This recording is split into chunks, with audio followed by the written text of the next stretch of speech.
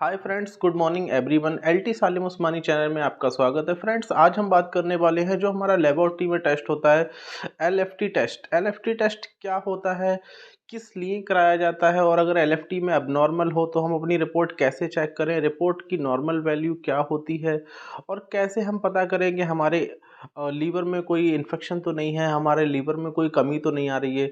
ये सारी चीज़ के बारे में आज मैं इस वीडियो में डिस्कस करने वाला हूँ। तो फ्रेंड्स, अभी तक अगर आपने मेरे चैनल को सब्सक्राइब नहीं किया है तो मेरे चैनल को सब्सक्राइब करें, ताकि मेरी आने वाली हर एक वीडियो का अपडेट आपको मिलता रहे। तो आइए फिर मैं आपको बताता हूँ एलएफटी। एलएफटी टेस्ट होता है, इसकी फुल फॉर्म होती है लीवर फंक्शन टेस्ट।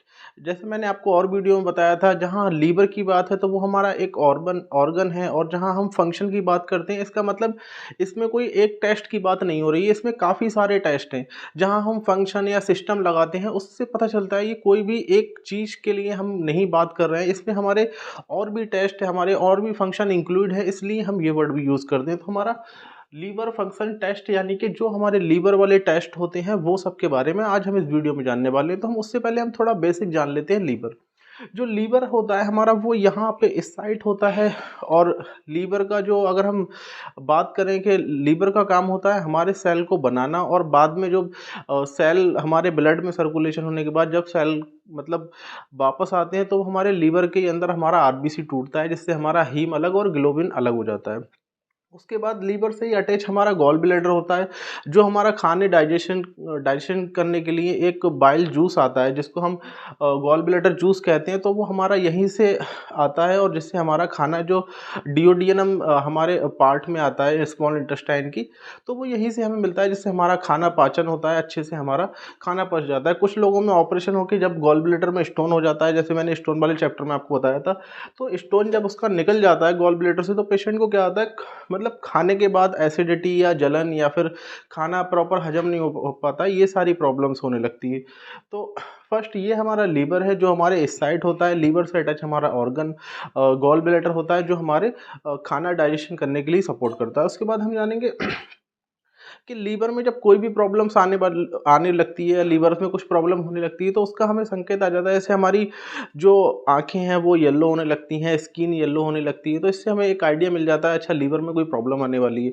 या फिर हमारे एब्डोमिनल में पेन होने लगता है, एब्डोमिनल में पेन होने लगेगा, और उसके साथ साथ मतलब हमें उल्टी या वोमिटिंग आने लगेगी। ये सारी जब लीवर में हमारे कुछ भी प्रॉब्लम से अबनॉर्मलिटी होती है, उस कंडीशन में हमें ये सारे सिम्टम्स देखने के लिए मिलते हैं। उसके बाद हम देखेंगे लीवर की जब हम जांच कराते हैं लेबोरेटरी में, तो उसमें कौन कौन से पैरामीटर आते हैं। तो जब हम लीवर की जाँच कराते हैं, उसमें हमारा सीरम बिलोबिन आता है, जो 3 तरह से होता है। Serum bilirubin, total bilirubin, direct bilirubin, indirect bilirubin. फिर आता है हमारा सीरम प्रोटीन, जिसमें हम एलएफटी के साथ हम चेक करते हैं हमारी बॉडी का प्रोटीन लेवल क्या है। उसके बाद हम देखेंगे हमारा सीरम एल्बुमिन, यानी कि एलएफटी टेस्ट के साथ हम एल्बुमिन लेवल भी चेक करते हैं, जो हमारे प्रोटीन का ही एक पार्ट होता है। उसके बाद हमारा एसजीओटी और एसजीपीटी, ये हमारे लीवर के 2 एंजाइम हैं। हालांकि इनको वेस्ट एंजाइम भी कहा जाता है, क्योंकि इन एंजाइम का कोई यूज़ नहीं होता है, लेकिन जब ये बढ़ जाते हैं तो हमें प्रॉब्लम करते हैं। फिर आता है हमारा अल्कलाइन फॉस्फेट।